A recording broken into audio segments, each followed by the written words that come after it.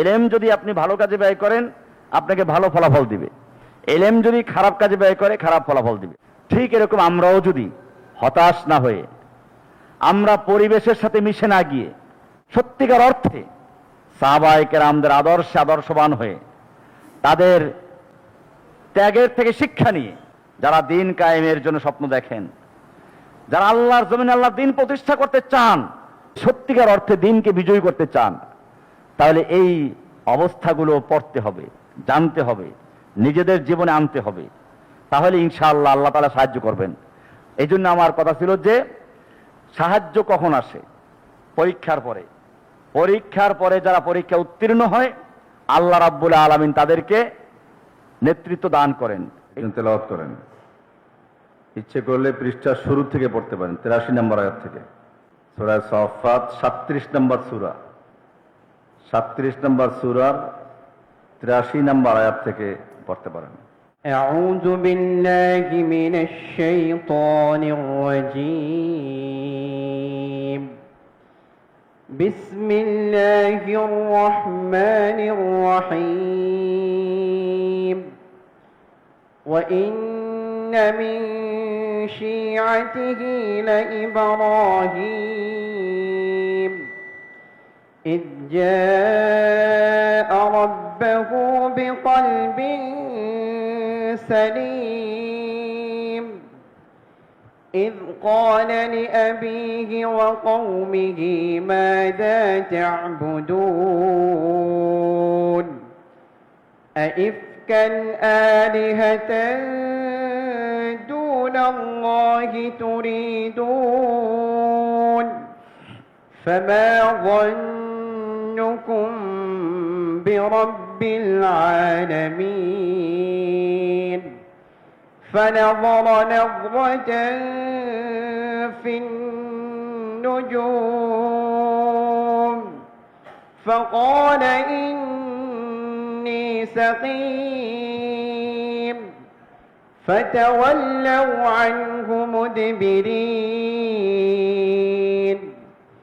فراغ إلى آلهتهم فقال ألا تأكلون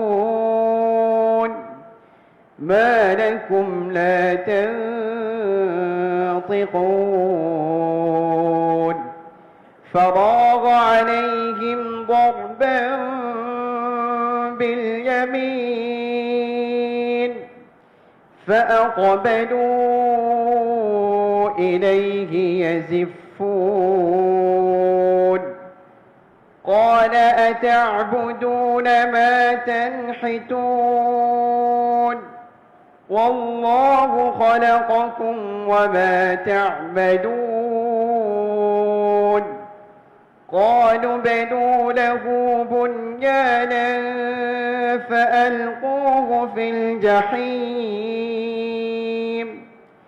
فأرادوا به كيدا فجعلناهم الأسفلين وقال إني ذاهب إلى ربي سيهدين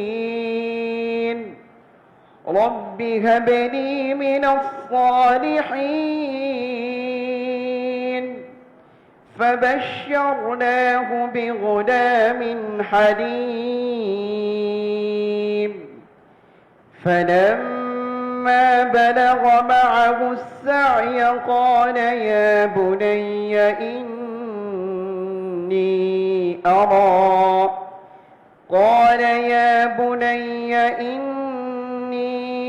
أرى في المنام أني أذبحك فانظر ماذا ترى قال يا أبت افعل ما تؤمر ستجدني إن شاء الله من الصابرين فلما أسلما وتله للجبين وناديناه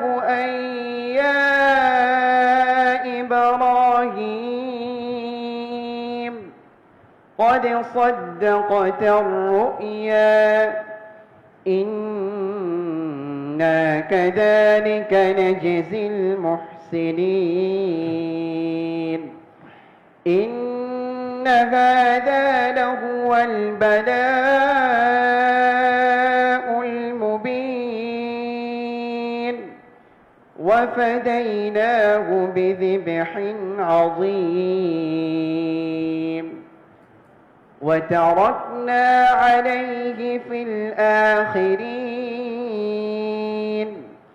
سلام على إبراهيم كذلك نجزي المحسنين إنه من عبادنا المؤمنين وبشرناه بإسحاق نبيا من الصالحين وباركنا عليه وعلى إسحاق ومن ذريتهما محسن وظالم لنفسه مبين মাশাআল্লাহ, জাযাকাল্লাহ। صدق الله العظيم السلام عليكم ورحمة الله وبركاته সূরা আস-সাফফাত 37 নম্বর সূরার 83 নম্বর আয়াত থেকে একেবারে 113 নম্বর আয়াত পর্যন্ত তেলাওয়াত করা হয়েছে। এই আয়াতগুলোকে আজকে বাছাই করার কারণ হচ্ছে একটা স্বপ্ন থেকে বাস্তবতা, যেটা আমাদের খুবই প্রয়োজন। যে স্বপ্ন দেখে তাকে বাস্তবায়ন করতে হবে বিষয়টা এমন নয়। নুরউদ্দিন জঙ্গি রহমাতুল্লাহ আলাই, তার স্বপ্ন ছিল বাইতুল মুকাদ্দাস তিনি বিজয় করবেন। তিনি মেম্বার তৈরি করেছেন, যেই মেম্বারে বাইতুল মুকাদ্দাসে খুতবা দেওয়া হবে। স্বপ্ন তার, তিনি বাস্তবায়ন করতে পারেননি। সালাহুদ্দিন আইয়ুবী রহমাতুল্লাহ আলাই তা বাস্তবায়ন করেছেন। এটাই একজন যুবকের স্বপ্ন। একজন যুবক মনে করবে না যে তার জীবনেই সে সফল না হতে পারলে সে বিফল হয়ে গেছে, ব্যর্থ হয়েছে। আজকে আমরা সেই সবকটাই নেব এখান থেকে। আমি প্রথমে তর্জমা করে যাব, এরপরে প্রয়োজনীয় তাফসীর ইনশাআল্লাহ সুযোগ মতো পেশ করব। ওয়া ইন্না মিন শিআতিহি লা ইব্রাহিম, ইতিপূর্বে নূহ আলাইহিস সালামের আলোচনা হয়েছে। আল্লাহ তাআলা বলছেন ওয়া ইন্না মিন শিআতিহি লা ইব্রাহিম, নূহ আলাইহিস সালামের শিয়া। শিয়া মানে হচ্ছে বংশ, দল, গোত্র। আমাদের যে শিয়ারা আছে ইরানের, তাদেরকে শিয়া কেন বলা হয়? শিয়ানে আলী, তারা দাবি করে শিয়া মানে অনুসারী, শিয়া মানে পরিবারের দল, শিয়া মানে সমর্থক। ওরা নিজেদেরকে আলী রাদিয়াল্লাহু তাআলা আনহুর সমর্থক, তার দল, তার আপনজন মনে করে, বিধায় এদেরকে শিয়া বলা হয়। এইখানে ওই শিয়া না। ওয়া ইন্না মিন শিআতিহি লা ইব্রাহিম, নূহ আলাইহিস সালামের শিয়া, সমগোত্রীয়, তার দলেরই একজন ইব্রাহিম। আদর্শিকভাবে হতে পারে, কারণ নূহ আলাইহিস সালামের সময় থেকেই মূলত ওহীর একটা ভিন্ন ধারা চালু হয়েছে। নূহ আলাইহিস সালামের আগ পর্যন্ত যে ওহীগুলো নাযিল হচ্ছিল সেগুলো ছিল পৃথিবীর বুকে নিজেদেরকে প্রতিষ্ঠা করা, কৃষিকাজ করা, বিভিন্ন জিনিসপত্র তৈরি করা, এসব নিয়ে। নূহ আলাইহিস সালামের সম্প্রদায়ের ভিতরে সর্বপ্রথম মূর্তি প্রবেশ করে। বুখারী শরীফের হাদিসে স্পষ্ট বলা আছে, নূহ আলাইহিস সালামের জাতির কাছে শয়তান আসলো। ইতিপূর্বে কতগুলো বড় বড় আলেম, সময়ের বুজুর্গ, তারা মারা গেছেন। শয়তান এসে বলল, দেখো এই যে আলেমগুলো মারা গেলেন, হঠাৎ করে এতগুলো আলেম মরে গেছেন, এটা শুভ লক্ষণ নয়, এটা একটা গজবের লক্ষণ, আল্লাহর গজব পড়বে। এর থেকে বাঁচার জন্য তোমাদের কিছু কাজ করতে হবে, তওবা করতে হবে। শয়তান তওবার জন্য উপদেশ দিচ্ছে, আল্লাহর দিকে ফিরে আসো, ওনারা যে উপদেশগুলো দিয়েছেন সেগুলো মানো, আর একটু কাজ করো, বেশি তাসির হবে। এজন্য ওনারা যেখানে বসে দার্স দিতেন, যেখানে বসে তোমাদেরকে নসিহা করতেন, ওই জায়গায় ওনাদের একটা মূর্তি বসিয়ে নাও, আর মনে মনে এই ধ্যান করবে যেন কথাগুলো ওনার মুখ নিঃসৃত, ওনার মুখ থেকে বের হচ্ছে, তাহলে তোমাদের তাসির বেশি হবে। আপনি দেখবেন এখনো মিথ্যা কল্প কাহিনী তৈরি করলে তাসির বেশি হয়, কেউ লাফ দিয়ে উঠবে, কেউ দৌড় দিবে। এটা সত্যিকার অর্থে হকের প্রমাণ নয়। আল্লাহ নবী সাল্লাল্লাহু আলাইহি ওয়াসাল্লাম যখন সাহাবায়ে কেরামদের কাছে ওয়াজ করতেন, তখন সাহাবায়ে কেরামরা কেউ গাছে উঠতেন, কেউ পাহাড়ে চড়তেন, বিষয়টা এমন নয়। হ্যাঁ, তারা জীবন দিয়েছেন, আল্লাহ নবীর নির্দেশ মেনে জীবন দিয়েছেন। শয়তান এসে বলল, তোমাদের তাসির বেশি হবে, এখানে মূর্তি বসিয়ে নাও। ওরা তাই করলো। কিছুদিন বেশ ভালো তৃপ্তি অনুভব করতে লাগলো, এক ধরনের পুলক অনুভব করতে লাগলো। এরপরে ওই প্রজন্ম শেষ হয়ে গেল। পরের প্রজন্ম যখন আসলো, তারা দেখলো মাশাআল্লাহ, আমাদের মুরব্বীরা তো এই মূর্তিগুলো তৈরি করেছিলেন, সম্মান করতেন। শয়তান এদেরকে এসে বুঝালো, দেখো তোমাদের আবার বিপর্যয় শুরু হয়ে গেছে। কারণ হচ্ছে এই যে মূর্তিগুলি, এরা হচ্ছে তোমাদের পূর্বপুরুষদের সম্মানিত ব্যক্তিবর্গ, ওনারা এদের সম্মান করতেন, ওনাদের সামনে সেজদা করতেন, ওনাদের কাছে প্রার্থনা করতেন, এবং যা চাইতেন সব পেয়ে যেতেন। তোমরা ওই পথে আবার ফিরে আসো। এবারে মূর্তি পূজা শুরু হলো। আল্লাহ সুবহানাহু ওয়া তাআলা এই জাতির কাছে সর্বপ্রথম নূহ আলাইহিস সালামকে পাঠালেন তাওহীদের বাণী নিয়ে। এই কারণেই ইব্রাহিম আলাইহিস সালাম সম্পর্কে আল্লাহ বলছেন, ওয়া ইন্না মিন শিআতিহি লা ইব্রাহিম। নূহ আলাইহিস সালামের দলভুক্ত আরেকজন হচ্ছেন ইব্রাহিম। ইদ জাআ রাব্বাহু বিকলবিন সালিম, যখন তিনি তার রবের কাছে এলেন বিকলবিন সালিম, সুস্থ কলব নিয়ে। কলব তিন রকম। কলব কয় রকম? কলবুন মারিদ, রুগ্ন কলব। কোরআনের শুরুতেই বলা আছে, ফি কুলুবিহিম মারাদুন ফাযাদাহুমুল্লাহু মারাদা। ওদের অন্তরে রোগ আছে, আল্লাহ ওদের রোগকে আরো বৃদ্ধি করে দিয়েছেন। ফালাম্মা যাগু আযাগাল্লাহু কুলুবাহুম, যখন তারা বক্র পথে চলতে চাইল, আল্লাহ ওদের অন্তরকে বক্র করে দিয়েছেন, বাঁকা করে দিয়েছেন। তো ওটা হচ্ছে বক্রমন, রোগাক্রান্ত কলব, কলবুল মারিদ। আর একটা হচ্ছে আল কলবুল মখতুম, সিলগালাকৃত। খতামাল্লাহু আলা কুলুবিহিম তাবা আল্লাহু আলা কুলুবিহিম, যাদের অন্তরে সিলগালা করে দেওয়া হয়েছে। এটা যখন রোগ বাড়তে বাড়তে এক পর্যায়ে পুরা অন্তরটা রোগাক্রান্ত হয়ে যায়, তখন সিলগালা করে দেওয়া হয়। আরেকটা হচ্ছে কলবে সালিম।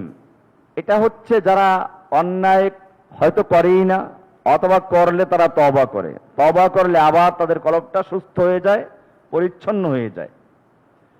আল্লাহ তাআলা বলছেন, ইদ জাআ রাব্বাহু বিকলবিন সালিম, যখন তিনি তার রবের কাছে আগমন করেছিলেন কলবে সালিম, একটা সুস্থ কলব নিয়ে তিনি এসেছিলেন। ইজ ক্বালা লিআবিহি ওয়া কওমিহি মাযা তা'বুদুন, এটা আসলে তার জীবনের দ্বিতীয় ধাপ। প্রথম ধাপে তিনি দেখলেন তার বাপকে মূর্তি পূজা করেছে, মূর্তি পূজাই করছে না, তৈরি করছে, একজন মূর্তির কারিগর। তো এটা দেখে তিনি চিন্তা পড়ে গেলেন, কিভাবে সত্যিকার অর্থে সত্যের সন্ধান পাওয়া যায়। এটা রব হতে পারে না।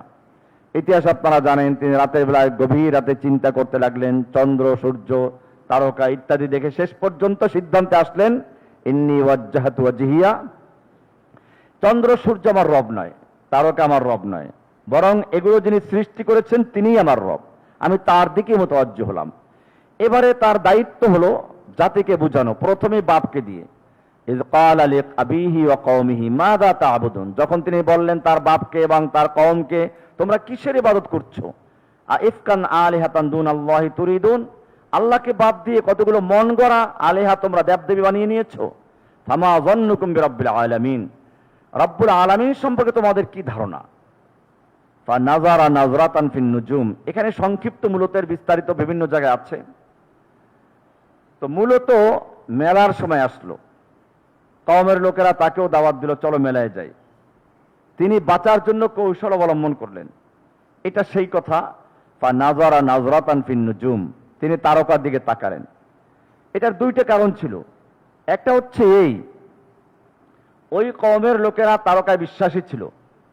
তিনি আকাশের দিকে তাকানোর মানে হচ্ছে এই, যেন ওরা মনে করে যে সে যা কথা বলছে এটা তারকার থেকে জেনেই বুঝেছে, তারকাই তাকে এই কথা আদেশ করেছে। তিনি বললেন ইন্নী সাকিম, আমি অসুস্থ।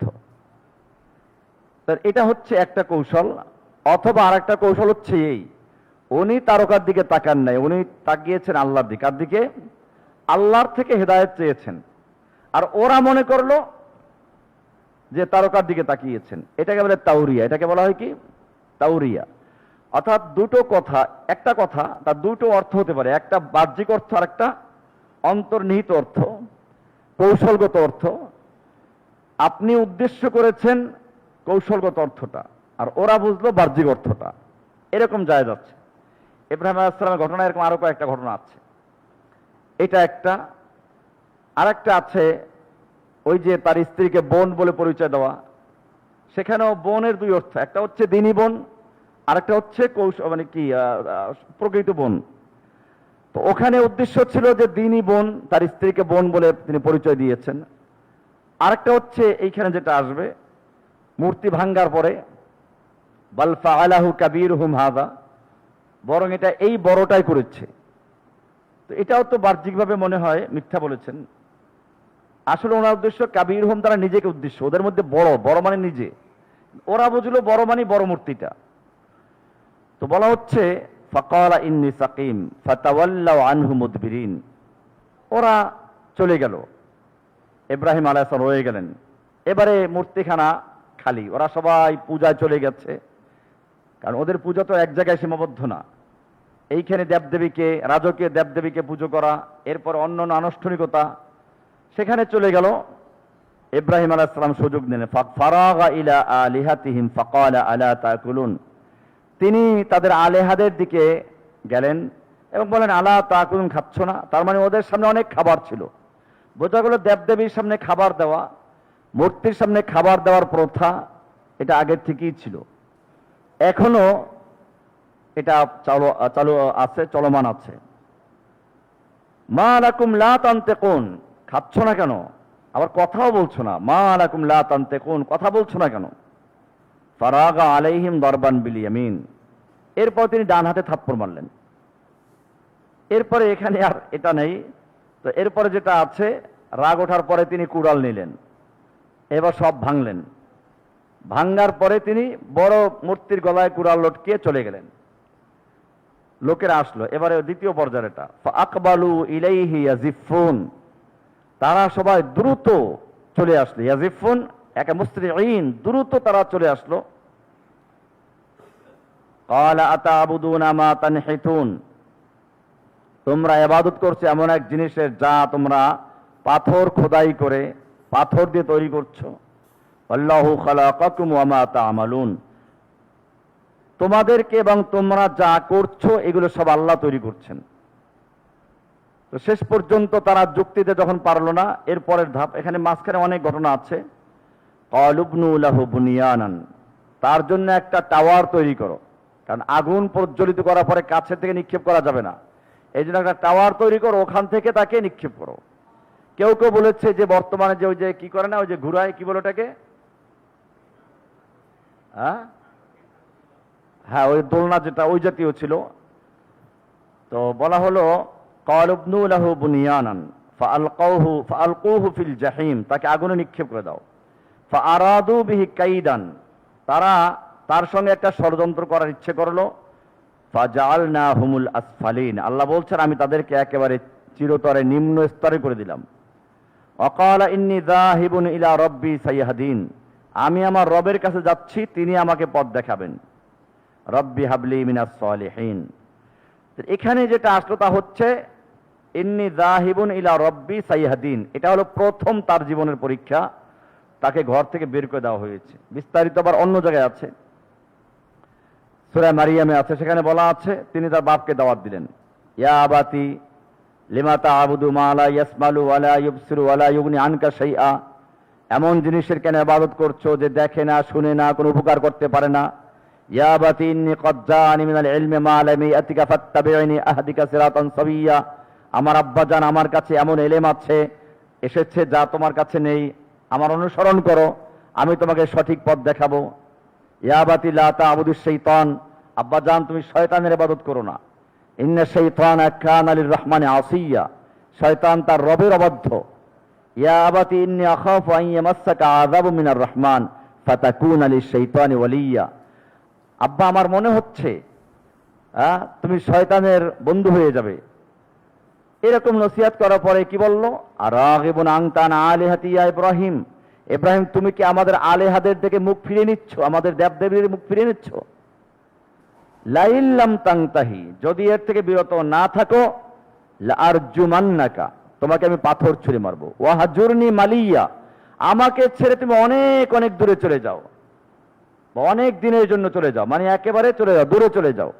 মালিয়ান মুদ্দাতান তাবিলা সাওয়াউন কানা মিনাল মাসাফাত আও মিনাল আওকাত জামানান আও মাকানান, দীর্ঘ দিনের জন্য বা দীর্ঘ সময়ের জন্য আমার থেকে দূরে চলে যাও, বহু দূরে চলে যাও, বহু সময়ের জন্য চলে যাও। তখন তিনি বলেছিলেন ইন্নী যাহিবুন ইলা রাব্বি সাইয়াহদিন, আমি আমার রবের কাছে যাচ্ছি, তিনি আমাকে পথ দেখাবেন। কি কঠিন অবস্থা, ঘর থেকে বের হয়ে যাচ্ছেন, মরুভূমির দেশ, কোথায় যাবেন, কোথায় থাকবেন, কি করবেন, বের হয়ে গেলেন। বুঝা গেল যারা তাওহীদের উপরে থাকবে, ইব্রাহিমের মিল্লাতের উপরে থাকবে, তাদের উপরে ঘর থেকে বের হয়ে যাওয়া এটা ইব্রাহিমী সুন্নাহ। এরপরে তিনি সেই বের হয়ে যাওয়ার পরে গিয়া বসবাস করতে লাগলেন কোথাও, এরপরে ব্যবসা বাণিজ্য করলেন, বুড়ো হলেন, এবারে সন্তান হচ্ছে না, দোয়া করছেন রব্বি হাবলি মিনাস সালিহিন, আমাকে একটা নেক সন্তান দান করুন। বুঝা গেল প্রথম দোয়া হবে এই যে হাবলি মিনাস সালিহিন, আমাকে নেক সন্তান দান করুন। এই জন্য যারা বিয়ে করবে, যারা সন্তান চাবে, প্রথম তাদের টার্গেট হবে সৎ, নেক, আল্লাহর সৎ বান্দা চাওয়া। ইব্রাহিম আলাইহিস সালাম এখানে আমাদের সেই শিক্ষাই দিয়েছেন। তিনি যখন দোয়া করতেন তখন তার সন্তানের জন্য দোয়া করতেন। দোয়া করলেন কাবা নির্মাণের সময়, রব্বানা ওয়াজআলনা মুসলিমাইনি লাকা ওয়া মিন যুররিয়্যাতিনা উম্মাতাম মুসলিমাতান লাক, আমাকে এবং আমার ছেলেকে এবং আমাদের মধ্য থেকে আপনি একজন মুসলিম উম্মাহ তৈরি করো। যুররিয়াতান উম্মাতাম মুসলিমাতান লাক, মুসলিম উম্মাহ তৈরি করে দাও। আবার যখন শিরকের বিরুদ্ধে দোয়া করছেন বলছেন অজনুবনি ওয়া বানিয়া আন না'বুদাল আসনাম, আমাকে এবং আমার সন্তানকে মূর্তি পূজার থেকে মুক্ত রাখুন। সুবহানাল্লাহ, কি গুরুত্বপূর্ণ বিষয় জানেন, যেই লোকটা মূর্তি পূজার বিরোধিতা করতে গিয়ে ঘর থেকে বের হয়ে গেলেন, আর তিনি খানায় কাবা নির্মাণ করে আল্লাহর কাছে দোয়া করছেন অজনুবনি ওয়া বানিয়া আন না'বুদাল আসনাম, আমাকে এবং আমার সন্তানকে মূর্তি পূজা থেকে নিরাপদ দূরে রাখুন। অজনুবনি, নিরাপদ দূরে রাখুন মূর্তি পূজার থেকে। এটা প্রথম দোয়া করলেন। এরপরে বললেন, আল্লাহ বলছেন ফাবাশশারনাহু বিগুলামিন আলিম, হালিম, আমি তাকে একজন হালিম, ধৈর্যশীল, সহনশীল একটা গোলাম, একটা বালকের জন্য সুসংবাদ দিলাম। এখানে একটা সুন্দর লক্ষণীয় বিষয় হচ্ছে, আপনারা যদি ইসহাক আলাইহিস সালামের বিষয়টা দেখেন, সেখানে আল্লাহ বলেছেন ফাবাশশারনাহু বিগুলামিন আলিম, আলিম। আর ইসমাইল সম্পর্কে আল্লাহ বলেছেন হালিম। আলিম আর হালিমের মধ্যে বেশ কম। আলিম হচ্ছে ইলমওয়ালা, হালিম হচ্ছে ধৈর্যশীল। ধৈর্যের মধ্যে ইঙ্গিত আছে বিপদ আসবে। ধৈর্যের মধ্যে ইঙ্গিত আছে কিসের? কারণ ধৈর্য আসে কখন? বিপদ আসলে তখন ধৈর্যের বিষয়টা আসে। তাহলে বোঝা যাচ্ছে যে ইসহাক আলাইহিস সালামের ভিতরে যারা সন্তান যারা আসবেন তার থেকে আসবে পণ্ডিতরা, আহলে ইলমরা আসবেন। যেমন বনী ইসরায়েলের যত নবী, সব নবীরা আগমন করেছেন ইসহাকের বংশধর থেকে, আলিম, তাদের উপর আসমানি কিতাব নাজিল করা হয়েছে। এলেমটাকে ভালো কাজে ব্যয় করা যায়, মন্দ কাজে ব্যয় করা যায়। ভালো কাজে ব্যয় করেছেন নবীরা, মন্দ কাজে ব্যয় করছে এখন বনী ইসরায়েলরা। এরা বোম তৈরি করা, মানুষ মারা তৈরি করা, এগুলো ওই কাজে লাগাচ্ছে। এটা আলিমের অন্তর্ভুক্ত। এলেম যদি আপনি ভালো কাজে ব্যয় করেন, আপনাকে ভালো ফলাফল দিবে। এলেম যদি খারাপ কাজে ব্যয় করে, খারাপ ফলাফল দিবে। এরপরে যেটা হলো তা হচ্ছে ফালাম্মা বালাগা মাহুসাইয়া, যখন এই সন্তান বাবার সঙ্গে চলাফেরা করা, সহযোগিতা করার বয়সে উপনীত হলেন, ক্বালা ইয়া বুনাইয়া ইন্নী আরা ফিল মানামি আন্নী আযবাহুকা ফানজুর মাযা তারা। তিনি বললেন, হে আমার আদরের পুত্র, ইয়া বুনাইয়া, আদরের পুত্র, ইন্নী আরা ফিল মানামি আন্নী আযবাহুক, আমি স্বপ্নে দেখেছি তোমাকে জবে করতে। ফানজুর মাযা তারা, বলো তোমার এক্ষেত্রে মতামতটা কি? ক্বালা ইয়া আবাতি ফাআল মা তু'মার। দেখেন কি সুন্দর কোরআনের ভাষা। ছেলে কি বলল? ইয়া আবাতি, এটা ইয়া আবি বলেন না, ইয়া আবাতি, এটা আদরের। খুব যদি মায়াবী ডাক হয় ওটাকে ইয়া আবাতি আরবিতে এরকম বলা হয়। ইয়া আবাতি ইফআল মা তু'মার, এখানে বলা হয় না ইসবাহ, আপনি জবে করুন। কি বলেছেন? বাপ তো বলেছেন ইন্নী আরা ফিল মানামি আন্নী আযবাহুকা, আমি তোমাকে জবে করছি। উনি বলতে পারতেন ইয়া আবাতি ইসবাহ, আব্বা তুমি জবে করে দাও, তা বলেন না। কি বললেন? ইয়া আবাতি ফাআল মা তু'মার। এখানে তু'মার বলেছেন, তুমি যে আদিষ্ট হয়েছো, বলেন না তুমি যা স্বপ্ন দেখেছো। তার মানে নবীদের স্বপ্ন আল্লাহর আদেশ, এটা উনি বুঝতে পারলেন। তাহলে আপনি আল্লাহর পক্ষ থেকে যে আদিষ্ট হয়েছেন তা বাস্তবায়ন করুন। ইফআল মা তু'মার। কেন? ইসবাহ বললে জবে করাটা আল্লাহর দিকে মনসুব করা হয়, এটা একটা ভালো দেখা যায় না। সেজন্য সুন্দর করে তিনি বলছেন ইয়া আবাতি ফাআল মা তু'মার, আপনি যা আদিষ্ট হয়েছেন তা আপনি করুন, বাস্তবায়ন করুন। সাতাজিদুনি ইনশাআল্লাহু মিনাস সাবিরিন, ইনশাআল্লাহ আপনি আমাকে সাবিরিনদের অন্তর্ভুক্ত পাবেন, ধৈর্যশীলদের অন্তর্ভুক্ত। মিনাস সাবিরিন, এখানে একটি মজার আপনাদেরকে নোক্তা বলতে চাই। সেটা হচ্ছে মূসা আলাইহিস সালাম যখন সেই আবদে সালেহের কাছে গেলেন, তো সে বলল তুমি আমার সঙ্গে থাকতে হলে আমি না বলা পর্যন্ত প্রশ্ন করতে পারবে না। মূসা আলাইহিস সালাম তখন কি উত্তর দিয়েছিলেন? সাতাজিদুনি ইনশাআল্লাহ, তুমি পাবে আমাকে ইনশাআল্লাহ। ইনশাআল্লাহ বলেছেন, এখানেও ইনশাআল্লাহ আছে। সাতাজিদুনি এখানেও আছে, ওখানেও আছে। আপনি আমাকে পাবেন ইনশাআল্লাহ, আল্লাহ চাহে তো। ওইখানে আছে সাবিরান, এক বচন, আপনি আমাকে ধৈর্যশীল পাবেন। ওয়ালা আসি লাকা আমরা, আমি আপনার আদেশের অন্যথা করব না, অমান্য করব না। এখানে বলতেছেন সাতাজিদুনি ইনশাআল্লাহ মিনাস সাবিরিন, সাবিরিনদের অন্তর্ভুক্ত পাবেন, অর্থাৎ অনেক সাবিরিনদের মধ্যে আমাকে একজন পাবেন, অর্থাৎ যারা ধৈর্যশীল আমাকে তাদের মধ্যে একজন পাবেন। এটা একটা গুরুত্বপূর্ণ বিষয়। মূসা আলাইহিস সালাম ওখানে বলেছেন আমাকে সবরকারী পাবেন, সবর করতে পারেন নাই। আর ইনি বলেছেন আমাকে সবরকারীদের একজন পাবেন, সবর করতে পেরেছেন। অবশ্যই এখানে মূসা আলাইহিস সালামকে ছোট করা হচ্ছে না, কারণ মূসা আলাইহিস সালাতু ওয়াস সালামও নবী ছিলেন এবং ওর মধ্যে উম্মারা অনেক শিক্ষণীয় বিষয় আছে, আল্লাহর রহস্য আছে, সেটা এক ধরনের রহস্য। কিন্তু আমরা যদি দেখি যে এখানে মিনাস সাবিরিন বলার কারণে ইসমাঈল আলাইহিস সালাতু ওয়াস সালাম ধৈর্য ধরতে পেরেছেন, অটল থাকতে পেরেছেন ইনশাআল্লাহ মিনাস সাবিরিন বলার কারণে। এরপরে বলা হচ্ছে ফালাম্মা আসলামা ওয়া তাল্লাহু লিল জাবিন, দুজনই আত্মসমর্পণ করলেন এবং তাকে কপালের উপরে শোয়ানো হলো, মানে কাত করে শোয়ানো হলো। জাবিন এই ললাটকে বলা হয় কাত করে শোয়ানো। ওয়া নাদাইনাহু আইয়া ইব্রাহিম, আল্লাহ বলছেন আমি ইব্রাহিমকে ডেকে বললাম কাদ সাদ্দাকতা রুইয়া, তুমি তোমার স্বপ্ন বাস্তবায়ন করেছো। ইন্না কাযালিকা নাজজিল মুহসিনিন, এইভাবেই আমি মুহসিনিনদের সাহায্য করে যাজা দিয়ে থাকি, বিনিময় দিয়ে থাকি। ইন্না হাযা লাহুয়াল বালাউল মুবিন, এটা হচ্ছে একটা স্পষ্ট পরীক্ষা। অফাদাইনাহু বিযিবহিন আযীম, এবং তাকে আমি মুক্তি দিলাম একটা মহান কোরবানির মাধ্যমে। আমরা এই 1 পৃষ্ঠা পর্যন্তই তর্জমা করলাম। এখান থেকে আমরা কোরবানির ইতিহাস পাই, কোরবানি পশু জবাই করে যেটা আসন্ন। আমরা এখান থেকে কয়েকটা বিষয়ে আলোচনা করতে চাই। 1 নম্বর বিষয় হচ্ছে এই, আল্লাহর সুন্নাহ হচ্ছে যখন কাউকে দিয়ে তিনি বড় কোনো কাজ নেবেন তাকে পরীক্ষা করেন। পরীক্ষায় যখন উত্তীর্ণ হয় তখন তাদেরকে আল্লাহ তাআলা দায়িত্ব অর্পণ করেন। আমরা দেখলাম মুসা আলাইহিস সালাতু ওয়াস সালামের বিষয়টা, বনী ইসরাইলের বিষয়টা, সেখানে আল্লাহ তাআলা দেখালেন সেখানে পুরুষদেরকে জবাই করা হতো, নির্যাতন করা হতো। এক পর্যায়ে আল্লাহ সুবহানাহু ওয়া তাআলা সেখানে কি বললেন, অনুরিদু আন নামুন্না আলাল্লাযীনা ইসতুদঈফু, যাদেরকে দুর্বল করে রাখা হয়েছিল তাদের প্রতি আমি অনুগ্রহ করার ইচ্ছে করলাম। এটা আছে সূরা কসাসের ভিতরে। সূরা কসাসের ভিতরে শুরু দিকে সেখানে বলা আছে যে যাদেরকে দুর্বল করে রাখা হয়েছিল আমার ইচ্ছে হলো তাদের প্রতি অনুগ্রহ করতে। এরপরে ওয়ানাজআলাহুম আইম্মাতান, আমি তাদেরকে ইমাম বানাবো। কি বানাবো? লিডার বানাবো। 2 নম্বর, এটা খুবই গুরুত্বপূর্ণ।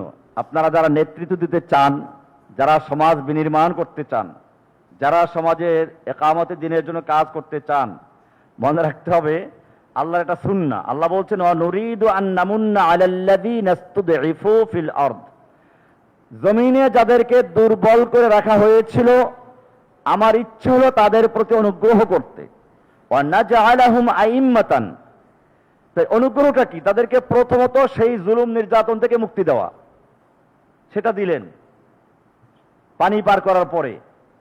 এরপরে আল্লাহ বলছেন 2 নম্বর পুরস্কার, ওয়া নাজআলাহুম আইম্মাতান, আমি তাদেরকে ইমাম বানাবো, লিডার বানাবো, 2য় পুরস্কার। 3 নম্বর, ওয়া নাজআলাহুমুল ওয়ারিসিন, তাদেরকে আমি ওয়ারিস বানাবো। ওয়ারিস কাকে বলে? কারো রেখে যাওয়া জিনিসের মালিকানা। তার মানে হচ্ছে এই, দুনিয়ায় যারা অত্যাচার জুলুম নির্যাতন করে, যারা ভূখণ্ডে যারা বিরাট সম্পদের পাহাড় করেছিল, ক্ষমতা যা কুক্ষিগত করেছিল, এটার তাদেরকে দিয়ে দেব। 4 নম্বর অনুমাক্কিনা লাহুম ফিল আরদ, আমি জমিনে তাদেরকে তামকিন দিব, ক্ষমতা দিব। তার ক্ষমতা আল্লাহ দিবেন পরীক্ষার পরে যারা পাশ করবে। এরপরে আল্লাহ বলছেন ক্ষমতা দিয়েই ক্ষান্ত করব না, এতদিন যারা জুলুম অত্যাচার করেছিল তাদের পরিণতিও তাদেরকে দেখাবো। নুরিয়া ফিরআউন ওয়া হামান ওয়া জুনুদাহুমা মিনহুম মা কানু ইয়াহজারুন, ফিরআউন, হামান এবং তাদের সৈনিকদেরকে দেখাবো তারা যেটা ভয় করছিল। তার মানে তারা ভয় করছিল যে তারা কি হবে, তারা ভয় করছিল তাদের উপর আযাব আসবে, সেই মুসা আলাইহিস সালাম জন্মগ্রহণ করলে বিপদ আসবে, আমি সেটা তাদেরকে দেখাইয়ে দেব। এখান থেকে আমরা দেখলাম যে আল্লাহ সুবহানাহু ওয়া তাআলা যাদের দিয়ে কাজ নেবেন তাদেরকে আল্লাহ পরীক্ষা করবেন। আপনি আসেন ইউসুফ আলাইহিস সালামকে, তাকেও পরীক্ষা করা হয়েছে। পরীক্ষার পরে তিনি একটা পর্যায়ে গিয়ে তামকিন লাভ করলেন। এবারে আসুন আমাদের নবী মুহাম্মদুর রাসূলুল্লাহ সাল্লাল্লাহু আলাইহি ওয়াসাল্লামকে। আপনি দেখুন পরীক্ষা বিভিন্ন ধাপে গেছে। আমি সর্বশেষ যে পরীক্ষাটা ছিল, একেবারে এখন বিজয় শুরু হবে, এর আগে বিজয় শুরু হওয়ার আগের পরীক্ষাটা ছিল কি? হুদায়বিয়ার সন্ধি। এক তো হলো এই যে যখন হুদায়বিয়ার ওখানে গেলেন, হঠাৎ করে গোপনে 80 জন লোক এসে আক্রমণ করলো, তাদেরকে মুসলিমরা গ্রেফতার করলেন। ওখানে কোরআনে কি বলা আছে? বাদা আন আযফারাকুম আলাইহিম, আযফারা জুফরুন থেকে, আরবি যারা জানেন, জুফরুন মানে নখন, পাঞ্জা। বাঘ ভল্লুকের পাঞ্জাকে বলা হয় আযফারা। আপনি দেখবেন বাঘে শিকার করার পরে একবারে কিন্তু মারে না, পাঞ্জার ভিতরে নেয়, আবার ছেড়ে দেয়, একটু দৌড় দেয়, ও আবার কি করে, থাপ্পড় মারে, তো আবার আসে। বিড়ালও দেখবেন ইঁদুর একবারে খায় না, একটা ইঁদুর জীবিত ধরে, ধরার পরে কি করে, ওকে নিয়ে খেলে, একটু ছেড়ে দেয়। এটাকে বলা, অর্থাৎ সে এখন আমার পাঞ্জার ভিতরে, কবজার ভিতরে, এখন সে পালাতে পারবে না, খেলাধুলা করি, তারপরে মজা করে খাবো। তো এটা হলো কোরআন বলছে বাদা আন আযফারাকুম আলাইহিম, সূরা ফাতার আয়াত, হুয়াল্লাযী কাফফা আইদিয়াহুম আনকুম ওয়া আইদিয়াকুম আনহুম, তাদের হাতকে ফেরত দিয়েছেন তোমাদের উপর আক্রমণ করার থেকে, তোমাদের হাতকে ফিরিয়ে দিয়েছেন তাদের উপরে আক্রমণ করার থেকে। বাদান আযফারাকুম আলাইহিম, তাদের উপরে তোমাদের নিয়ন্ত্রণ, তাদের কবজা, তোমরা তাদেরকে পাঞ্জার ভিতরে, বাঘ যেরকম তার শিকারকে পাঞ্জার ভিতরে ধরে রাখে, তোমরা মক্কার কুফফারদেরকে পাঞ্জার ভিতরে ধরে রেখেছিলে, তারপরে তাদেরকে ছেড়ে দিলে তোমরা। এরপরে আসলো চুক্তির ধারাগুলো, আমি সবগুলো বলবো না, শুধু কয়েকটা জিনিস বলবো। চুক্তির ধারাগুলো আসলো। প্রথম ধারা ছিল এবার ফিরে যেতে হবে মুসলিমদের বিপক্ষে। দ্বিতীয় ধারা আসলো মক্কার থেকে কেউ যদি ইসলাম কবুল করে মদিনা যায় ফেরত দিতে হবে, মদিনার থেকে আসলে ফেরত দেওয়া হবে না। তৃতীয় ধারা মক্কা কি হবে যে এরপরে যেগুলো চুক্তি যখন লেখা শুরু হয় তখন উল্টোপাল্টা ছিল। মুহাম্মাদুর রাসূলুল্লাহ, রসুল কেটে দাও, বিসমিল্লাহির রহমানির রহিম, রহমান জানি না, বিসমিকা আল্লাহুম্মা লেখো। প্রত্যেকটা ধারা বিপরীতে। এরপরে খবর হলো ওসমান শহীদ হয়ে গেছেন, এখন তারা বায়াত করলেন। সে বায়াতের উপর আমার অনেক লেকচার আছে। এরপরে আরো মর্মান্তিক ঘটনা, আবু জান্দাল এসে পড়লেন। হাদিসে বলা আছে আলকা নাফসাহু। এই চুক্তিপত্র লেখা হচ্ছে সেই সময় আবু জান্দাল সোহাইলের ছেলে, সোহাইলের দুই ছেলে, এই মক্কার নেতা। আপনার আশ্চর্য হবেন, এই সোহাইল যখন বদর যুদ্ধ করতে গেছিল তার এক ছেলে সঙ্গে ছিল আব্দুল্লাহ। আব্দুল্লাহ প্রথমেই সুযোগ মতো গিয়ে মুসলিম সেনাবাহিনী যোগ দিল, ইসলাম কবুল, সে আগেই মুসলিম ছিল। এটা তাদের জন্য একটা বিপর্যয় ছিল। এবং সোহাইল যখন বন্দী হলো তখন সোহাইলের দেখাশোনার দায়িত্ব ছিল তার ছেলের উপরেই, আব্দুল্লাহর উপরে। আব্দুল্লাহ তখন বলেছিল ভালো করে বাঁধো। বদরের যুদ্ধে যখন মুসআব বিন উমাইর দেখলেন তার ভাইকে বান্ধা হচ্ছে, ওবায়দ বিন উমাইর, তো ওবায়দ বিন উমাইর তার ভাই মুসআবকে দেখে বলল, মুসআব আমাকে দেখো, তোমার লোকেরা বাঁধছে, একটু হালকা বাঁধতে বলো না। উনি কি বললেন, আরে তুই আমার কিসের ভাই, ভাই তো ওরা যারা তোকে বাঁধছে, তোরা ওকে ভালো করে বাঁধো। ওর মা বড় ধনী, অনেক টাকার মালিক, ও সকালে এক পোশাক বিকেল আর এক পোশাক পরে, অনেক টাকা দিয়ে মুক্তিপণ দিয়ে তার ছাড়াতে আসবে, ভালো করে বাঁধো। এরকম সোহাইল বন্দী হলো, তার পুত্র আব্দুল্লাহ তাকে বলছেন ভালো করে বাঁধো। আবু বকর রাদিয়াল্লাহু তাআলা আনহুর ছেলে আব্দুর রহমানও তখন ওই যুদ্ধে কাফেরদের পক্ষে ছিল। ইসলাম কবুল করার পরে বলল, আব্বু আপনি আমার তলোয়ার নাগালে কয়েকবার এসেছিলেন, চাইলে মারতে পারতাম। আবু বকর বললেন, তোমার ভাগ্যটা ভালো, আমার তলোয়ার নাগালে একবার আসে নাই, আসলে উড়িয়ে দিতাম। ওমরের কাহিনী জানা আছে যে এই বদরের যুদ্ধে যারা বন্দী হয়েছে এদেরকে গর্দান উড়িয়ে দেওয়া হোক, এরা মক্কার নেতা, এবং যার আত্মীয় সে মারবে, আমার আত্মীয় মুকুম তাকে দেওয়া হোক। আল্লাহ এদের প্রসঙ্গে আয়াত নাজিল করলেন। কি বা কোরআন শরীফে আয়াত আছে, লা তাজিদু কওমান ইউমিনুনা বিল্লাহি ওয়াল ইয়াউমিল আখির ইউআদ্দুনা মান হাদ্দাল্লাহ ওয়া রাসূলাহু। যারা আল্লাহ এবং পরকালে বিশ্বাস করে আপনি তাদেরকে পাবেন না, লা তাজিদু, তাদেরকে এরকম পাবেন না, ইউআদ্দুনা, তারা ভালোবাসবে, মহাব্বত করবে, মান হাদ্দাল্লাহ ওয়া রাসূলাহু, যারা আল্লাহ এবং আল্লাহর রাসূলের বিরোধিতা করে, শত্রুতা করে, তাদেরকে তারা ভালোবাসবে, এমনটা পাবেন না। ওয়ালাউ কানু উলি ওয়ালাউ কানু আবাহুম, হোক না তারা বাপ। বাপ কে? এই সোহাইল। হোক না তারা বাপ। আব্দুল্লাহকে দেখানো হচ্ছে যে তার বাপকে সে ছাড়ে নাই। ওয়ালাউ কানু আবাহুম আও ইখওয়ানাহুম, হোক না সে ভাই। মুসআব বিন উমাইরকে দেখানো হচ্ছে। আও আশিরাতাহুম আও ইখওয়ানাহুম আও আশিরাতাহুম, ওমরকে দেখানো হচ্ছে। তো এইভাবে আল্লাহ সুবহানাহু ওয়া তাআলা তাদের চিত্র তুলে ধরলেন।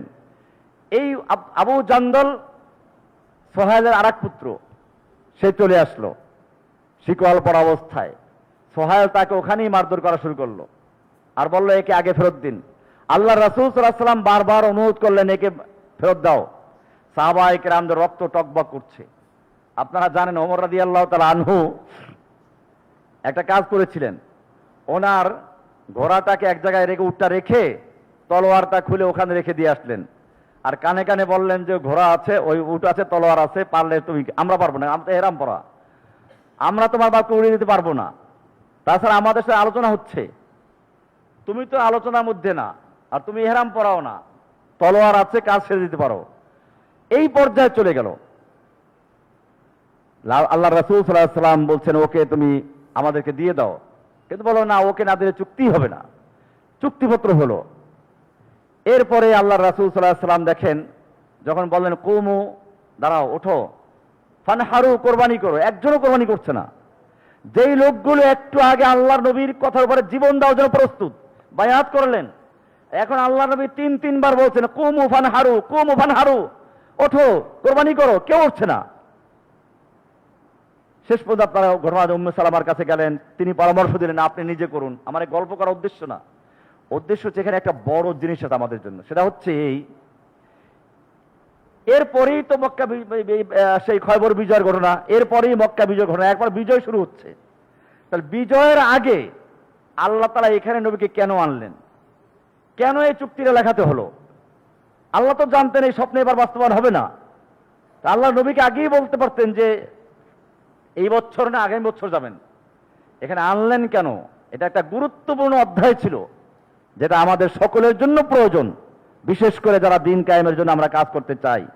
সেটা হচ্ছে এই, আপনার সামনে অনেক কঠিন অবস্থা আসবে, সেক্ষেত্রে আপনার দায়িত্বশীল, আপনার লিডার, আপনার নেতা যারা, আমির যারা, তাদের সিদ্ধান্তের উপর অটল থাকা।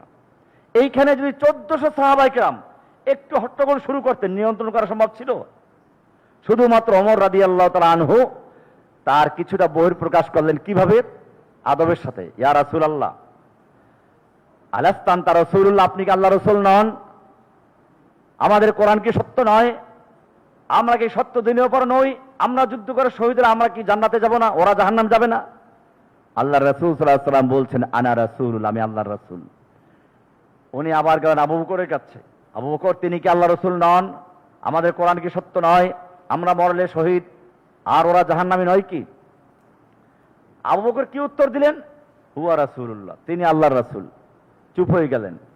আর কোনো প্রতিবাদ আছে, আন্দোলন আছে, হট্টগোল আছে?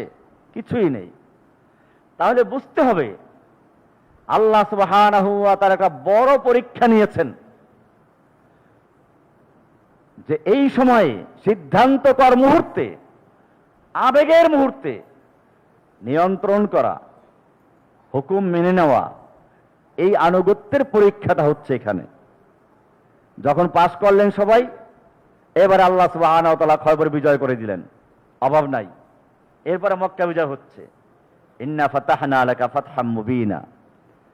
তাহলে আমরা দেখলাম এই ঘটনা থেকে শুরু হয়ে আল্লাহর রাসূল সাল্লাল্লাহু আলাইহি ওয়াসাল্লাম পর্যন্ত একটা বড় ইতিহাসের একটা বাঁকে বাঁকে কিছু শিক্ষা আছে।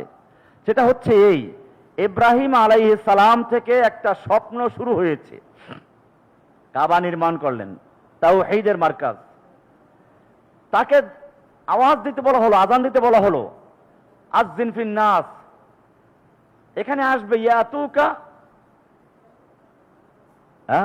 রিজালান, মানুষেরা কি আসবে? পায়ে হেঁটে আসবে, মিন আলা কুল্লি দামিরিন, উঠে চলে আসবে, মিন কুল্লি ফাজ্জিন আমিক, সব বড় বড় রাস্তা দিয়ে ভরে আসবে। ইব্রাহিম আলাইহিস সালামের সময় কি এটা হয়েছিল? এই আয়াতের বাস্তবায়ন কি তখন হয়েছিল? মিন কুল্লি ফাজ্জিন আমিক, দলে দলে লোক মক্কায় প্রবেশ করছে, এটা বাস্তবায়ন হয়েছিল? হয় নাই। আমাদের নবী সাল্লাল্লাহু আলাইহি ওয়াসাল্লাম যখন মক্কায় আসলেন, প্রথম জন্ম হলেন যখন, তখন কি মক্কার দিকে তাকালে এইটা মনে হতো যে এইটা সেই ঘর যে ঘর ইব্রাহিম তৈরি করেছিলেন, এইটা সেই ঘর যেই ঘরকে বলা হয়েছে তাহহির বাইতিয়া, যে ঘরকে বলা হয়েছে আল্লাহ তুশরিক বিল্লাহ, শিরিক করা যাবে না, পবিত্র রাখতে বলা হয়েছে, তা মনে হয়েছিল? আল্লাহ সুবহানাহু ওয়া তাআলা এটাকে পবিত্র করার জন্য আরেকজনকে তৈরি করেছেন, আরেক প্রজন্ম, কয়েক প্রজন্ম পরে, অনেক দিন পরে এটা বাস্তবায়ন হবে। বাস্তবায়ন হলো, তিনি আসলেন মক্কায়, মূর্তি ভাঙলেন। আমি জুমার আরবি খুতবা এই সবগুলোই বলেছি। মূর্তিগুলো ভাঙলেন। এরপরে তিনি ওই বছর ওমরা করতে, হজ করতে আসেন নাই। আবু বকরকে পাঠালেন, তিনি আসলেন। আলীকে পাঠালেন ঘোষণা দেওয়ার জন্য। কি ঘোষণা আসলো? ইন্নামাল মুশরিকুনা নাজাস, মুশরিকরা নাপাক, এই বছর পরে আর হজ করতে পারবে না। ফালা ইয়াকরুবুল মাসজিদাল হারাম বাদা আমিম হাদা, এই বছরের পর আর মক্কা ধারে কাছে আসতে পারবে না। এইভাবে আল্লাহ তাআলা মক্কাকে পবিত্র করলেন। এইবারে আল্লাহ রাসূল ঘোষণা করলেন হজে যাবেন। এবারে মিন কুল্লি ফাজ্জিন আমিক, চতুর্দিক থেকে রাস্তা ভরে আসতেছে হজ করার জন্য। স্বপ্ন বাস্তবায়ন হলো। ঠিক এরকম ভাবে আমরা যদি দেখি, সেই বললাম নুরুদ্দিন জঙ্গি রাহমাতুল্লাহ আলাইহি, তিনি বাইতুল মুকাদ্দাস মুক্ত করার জন্য স্বপ্ন দেখলেন। সালাহউদ্দিন আইয়ুবী এসে বাস্তবায়ন করেছেন। বাংলার জমিনে এখন প্রয়োজন এরকম কিছু পরিকল্পনা, যা আবেগ দিয়ে না। আমরা অনেক আবেগ দিয়ে কাজ করেছি। আমার এই আয়াতগুলো আজকে আলোচনার উদ্দেশ্য হচ্ছে এই, আমরা অনেক আগের থেকে কাজ শুরু করেছিলাম, কিন্তু আমাদের মনে হচ্ছে কিছু পরিকল্পনার অভাব ছিল। আমরা সুন্দর সুপরিকল্পিতভাবে কাজ করতে পারি নাই, যে কারণে এক একজন এক এক দিকে চলে গেছে। এখন আপনাদের সময়, আপনাদেরকে মনে রাখতে হবে, এখন যদি এই সমাজকে আবার পরিবর্তন করতে হয়, এই সমাজ মূর্তিতে ভরে গেছে। এই সমাজে জীবন্ত মূর্তি আছে, পাথরের মূর্তি আছে, ইটের মূর্তি আছে, মাটির মূর্তি আছে, এবং রক্ত মাংসের মূর্তিও বসে আছে। এই সমাজে অনেক পশু বসে আছে, যারা হিংস্র, যারা বাঘ বল্লুকের চেয়েও খারাপ, একটা শিশুকে পর্যন্ত ধর্ষণ করে হত্যা করে। এখন এই সমাজ আপনাকে আমাকে আহ্বান জানাচ্ছে এর থেকে মুক্তির জন্য। কোরআনের ভাষায় যেটা আমি সবসময় পড়ি, আমার বক্তব্যে প্রায় আছে আয়াতটা, সূরা নিসার 75 নম্বর আয়াত, ওমা লাকুম লা তুকাতিলুনা ফি সাবিলিল্লাহ। তোমাদের কি হলো? আল্লাহর রাস্তায় কিতাল করছো না, যুদ্ধ করছো না, লড়াই করছো না। ওয়াল মুস্তাদআফিনা মিনার রিজালি ওয়ান নিসা ওয়াল বিলদান, অথচ অসহায় নারী, শিশু, অসহায় বৃদ্ধরা, পুরুষরা, নারীরা, শিশুরা ফরিয়াদ করে বলছে, রব্বানা আখরিজনা মিন হাযিহিল ক্বরিয়াতিজ যালিমি আহলুহা। হে আমাদের রব, তুমি আমাদেরকে জালেম অধ্যুষিত জনপদ থেকে উদ্ধার করো। আখরিজনা, আমাদেরকে বের করে নাও, উদ্ধার করো, আমাদের মুক্তি দাও জালিমদের হাত থেকে। ওয়াজআল লানা মিন লাদুনকা ওয়ালিয়্যা, তোমার পক্ষ থেকে ওলি পাঠাও, অভিভাবক পাঠাও। ওয়াজআল লানা মিন লাদুনকা নাসীরা, সাহায্যকারী পাঠাও।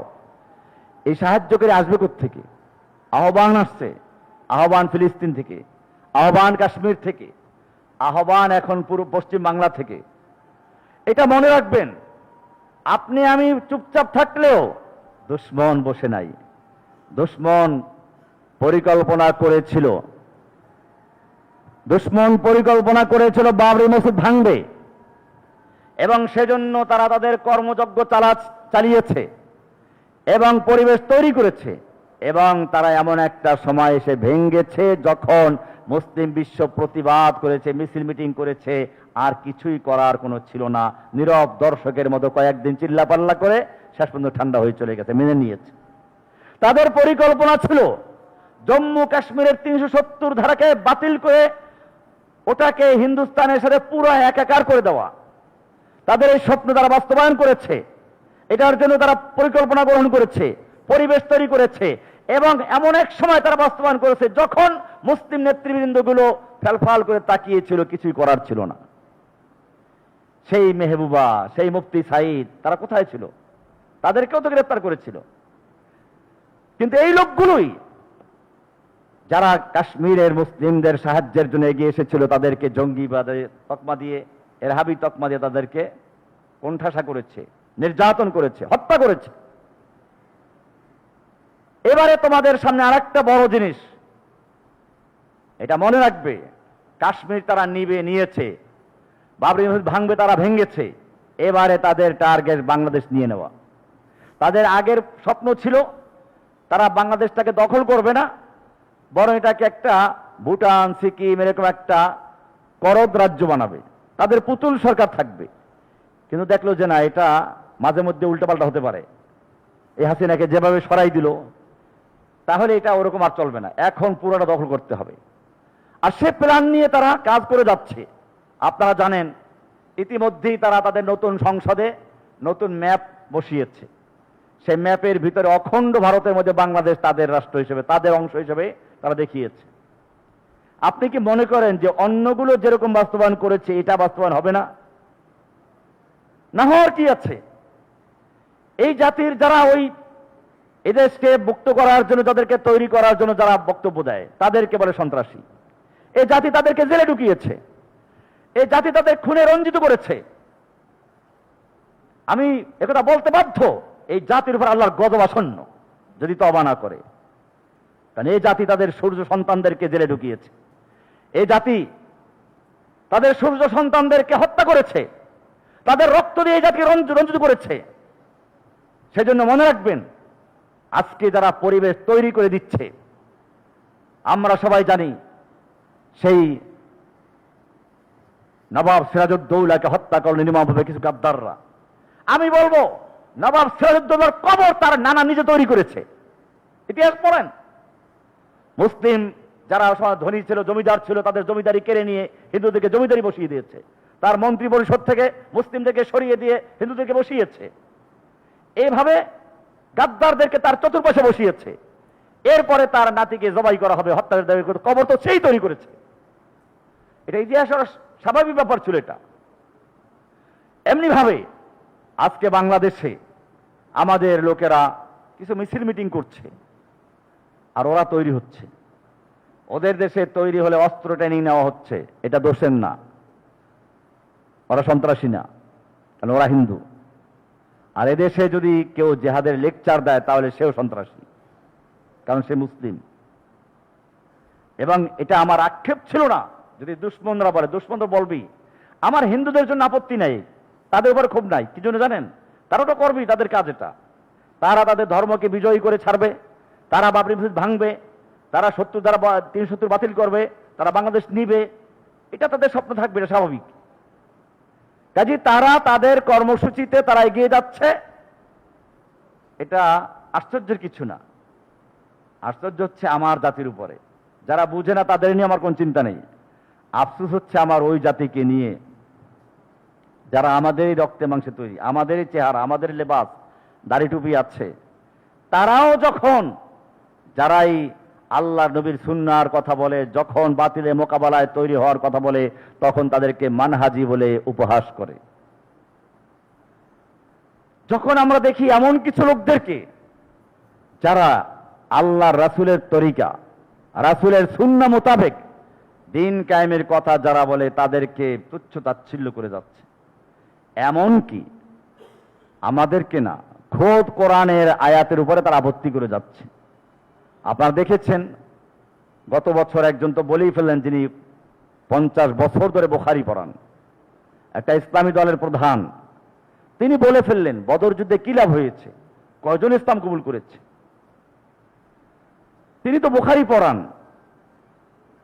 তাও একদিন দুদিন না, 50 বছর ধরে বুখারী পড়ান, 60 বছর ধরে বুখারী পড়াচ্ছেন। তিনি একটা ইসলামিক দলের প্রধান, তিনি কি করে বলতে পারলেন এটা? কারণ এটা আমি বলি, একদিনে হয় নাই। আপনি যখন শহরের পাবলিক টয়লেটে যাবেন, দুর্গন্ধে আপনার নাক বন্ধ হয়ে যাচ্ছে, আপনি কয়েক মিনিট থাকলেন, তারপরে দুর্গন্ধ আর দুর্গন্ধ নেই। দুর্গন্ধ কোথায় গেছে? দুর্গন্ধ চলে গেছে? দুর্গন্ধ দুর্গন্ধের জায়গায় আছে। আপনার নাক ওই দুর্গন্ধকেই এখন অক্সিজেন বানিয়ে গ্রহণ করে যাচ্ছে। ঠিক তেমনি ভাবে আমাদের এই মুসলিম উম্মাহ, এই গণতন্ত্র, সমাজতন্ত্র, রাজতন্ত্র এবং অপসংস্কৃতির দুর্গন্ধের সঙ্গে মিশে গিয়ে এমন এক পর্যায়ে চলে গেছে, এখন তাদের কাছে এটা দুর্গন্ধ মনে হয় না, এটা অক্সিজেন বানিয়ে নিয়েছে। এখন তাদের কাছে কোরআন সুন্নাহর কথাটাই দুর্গন্ধ মনে হচ্ছে। আর সেই কারণেই তারা বলেছে, বদর যুদ্ধে নিয়ে আপত্তি করেছে। অথচ তারা জানে না, কোরআনে আল্লাহ তাআলা বলছেন বদর যুদ্ধ কি ইয়াউমুল ফুরকান, সত্য মিথ্যা পৃথক হয়ে যাওয়ার দিন। তারা জানে না, আল্লাহ রাসূল বলেছেন লাআল্লাল্লাহ ইত্তালা আলা আহলি বদর ফাকালা ইমালু মা শিতুম কদ গফারতু লাকুম। আল্লাহ বদরীদের দিকে উকি মেরেছেন এবং বলেছেন, তোমরা যা ইচ্ছা তাই করো, আমি তোমাদের ক্ষমা করে দিলাম। যেই বদর যুদ্ধ সম্পর্কে, বন্দীদের সম্পর্কে কোরআনে আয়াত আছে, কেন ক্ষমা করলেন? যেই বদর যুদ্ধের গনিমত সম্পর্কে আলোচনা আছে, যেই বদর যুদ্ধ সম্পর্কে আল্লাহ তাআলা ফেরেশতা নাজিল করেছেন, কত আয়াত। সেই বদর যুদ্ধ নিয়ে যখন কোনো ব্যক্তি আপত্তি করে, আপনি কি এটা সহজ কিছু মনে করছেন? আমি এই জন্য আপনাদেরকে আজকে এই আয়াতগুলো আলোচনা করলাম, এটা চিন্তার জন্য, সুদূর প্রসারী পরিকল্পনা গ্রহণ করার জন্য। হয়তো আমরা বাস্তবায়ন করতে পারবো না, কিন্তু আমরা যেন এমন একটা কাজ শুরু করে দিয়ে যেতে পারি, যে কাজটা আমাদের পরবর্তী কোনো এক প্রজন্মে এসে বাস্তবায়ন হবে। এটাই হচ্ছে আজকের মূল বিষয়টা। ইব্রাহিম আলাইহিস সালাম একটা পরিকল্পনা গ্রহণ করেছিলেন, আল্লাহর রাসূলকে দিয়ে সেটা বাস্তবায়ন হয়েছে। তিনি ঘোষণা করেছিলেন কাবা পবিত্র রাখার, আল্লাহ নবী বাস্তবায়ন করেছেন। তিনি ঘোষণা দিয়েছেন চতুর্দিক থেকে রাস্তা ভরে লোকের আসবে, আল্লাহ নবীর মাধ্যমে তা বাস্তবায়ন হয়েছেন।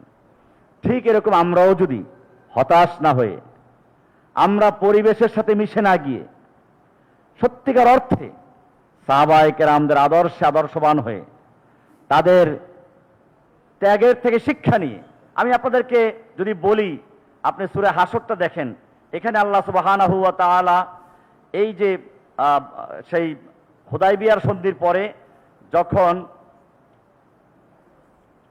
খয়বর বিজয় হলো, তো খয়বর বিজয় হওয়ার পরে সেখানে গনিমতের মাল আসলো।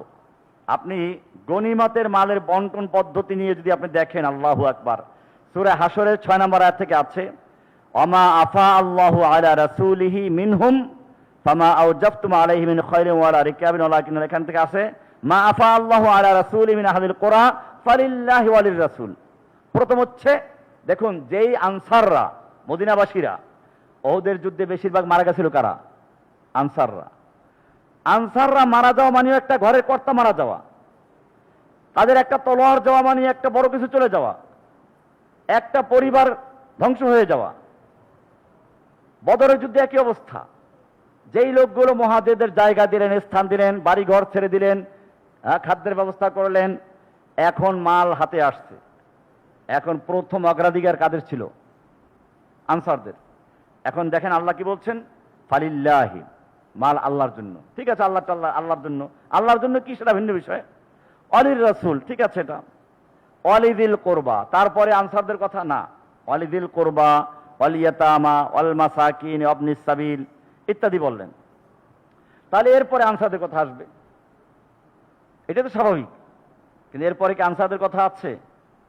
এরপরে দেখেন কি বলা আছে, লিল ফুকারাইল মুহাজিরিন আল্লাযীনা উখরিজু মিন দিয়ারিহিম ওয়া আমওয়ালিহিম ইয়াবতাগুনা ফাদলাম মিনাল্লাহি রিদওয়ানা ওয়া ইয়ানসুরুনা আল্লাহ রাসূলা উলাইকা হুমুস সাদিকুন। মুহাজিরদের কথা উল্লেখ করা হলো। এরপরে যখন সব শেষ হয়ে গেছে, এবারে আল্লাহ তাআলা আনসারদের কথা উল্লেখ করেছেন। তারা কি বিরক্ত হয়েছে? তারা কি বোঝা মনে করেছে? এটা খুব ভালো করে চিন্তা করুন। যারা দিন কায়েমের জন্য স্বপ্ন দেখেন, যারা আল্লাহর জমিনে আল্লাহর দিন প্রতিষ্ঠা করতে চান, সেই হুদায়বিয়ার সন্ধির পরে কি হয়েছিল ওটা আলোচনা করলাম। এখন সামনে সম্পদ আসছে। এখন দেখেন আল্লাহ তাআলা সর্বশেষ গিয়ে বলছেন, ওয়াল্লাযীনা তাবাওয়াউদ দার ওয়াল ঈমান মিন ক্বাবলিহিম ইউহিব্বুনা মান হাজারা ইলাইহিম। তাদের কাছে যারা হিজরত করেছে তাদেরকে তারা ভালোবাসে, মহব্বত কমে নাই। রোহিঙ্গাদেরকে কয়েকদিন স্থান দিয়ে কয়ে এরা বোঝা হয়ে গেছে, দেশের জন্য মুসিবত হয়ে গেছে, এরা আমাদেরটা লুটে পেরে খাচ্ছে না, এটা বলে নাই। কি বলছে? আল্লাহ বলছেন ইউহিব্বুনা মান হাজারা ইলাইহিম। তাদের দিকে যারা হিজরত করেছে তারা তাদেরকে অন্তর দিয়ে ভালোবাসে। ওয়ালা ইয়াজিদুনা ফি সুদুরিহিম হাজাতাম মিম্মা উতু ওয়া ইউসিরুনা আলা আনফুসিহিম ওয়ালাউ কানা বিহিম খাসাসা। নিজেরা ক্ষুধার্ত থেকে ওদেরকে অগ্রাধিকার দেয়। সুবহানাল্লাহ, কি সুন্দর চিত্র। আমরা কি সেই কোয়ালিটির কর্মী হইতে পেরেছি? যদি কাজ করতে চান, যদি সত্যিকার অর্থে দিনকে বিজয়ী করতে চান, তাহলে এই অবস্থাগুলো পড়তে হবে, জানতে হবে, নিজেদের জীবনে আনতে হবে। তাহলে ইনশাআল্লাহ আল্লাহ তাআলা সাহায্য করবেন। এই জন্য আমার কথা ছিল যে সাহায্য কখন আসে? পরীক্ষার পরে। পরীক্ষার পরে যারা পরীক্ষা উত্তীর্ণ হয়, আল্লাহ রাব্বুল আলামিন তাদেরকে নেতৃত্ব দান করেন। এটাই ছিল আজকের আলোচনা, এটাই ছিল আজকের ইতিহাসের শিক্ষা, এটাই কোরবানির শিক্ষা। আল্লাহ সুবহানাহু ওয়া তাআলা আমাদের সকলকে বিষয়গুলোকে বুঝার এবং আমল করার তৌফিক দান করুন। আমিন। ওয়া সাল্লাল্লাহু তাআলা আলা নবিয়িনা মুহাম্মদ ওয়া আলা আলিহি ওয়া সাহবিহি আজমাইন।